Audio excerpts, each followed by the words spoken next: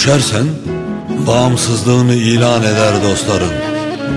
Görüş günlerin yasaklanır, gelenin gidenin olmaz.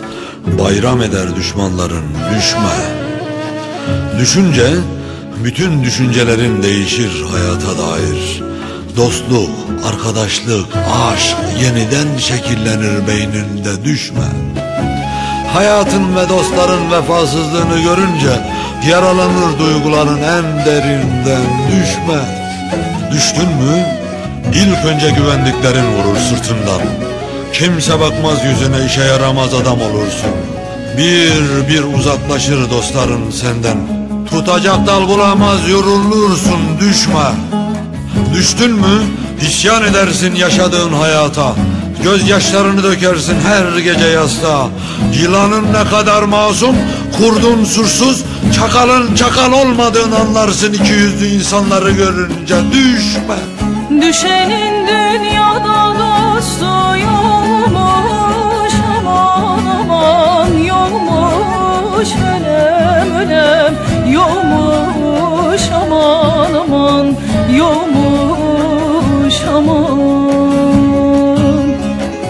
Düşenin dünyada dostu yokmuş, aman aman yokmuş, ölem ölem yokmuş, aman aman yokmuş, aman.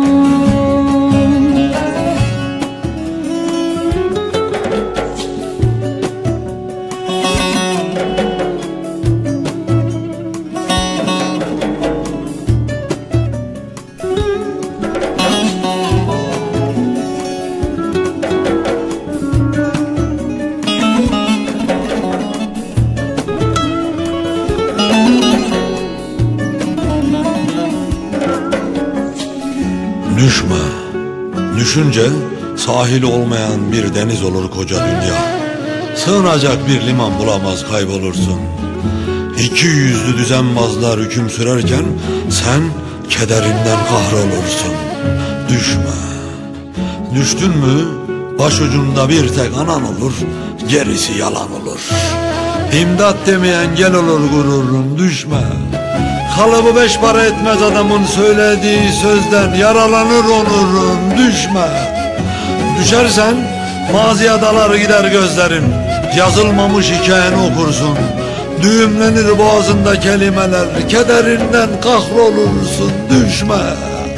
Haddini de hesabını da bileceksin bugünlerde. Yoksa farkın kalmaz bu yolda gelip gidenlerle. Seni üzenleri hayatından sileceksin gerekirse, düşme. En iyisi mi bir kurşun sık hayatın orta yerine, barut izleri kalsın ellerinde.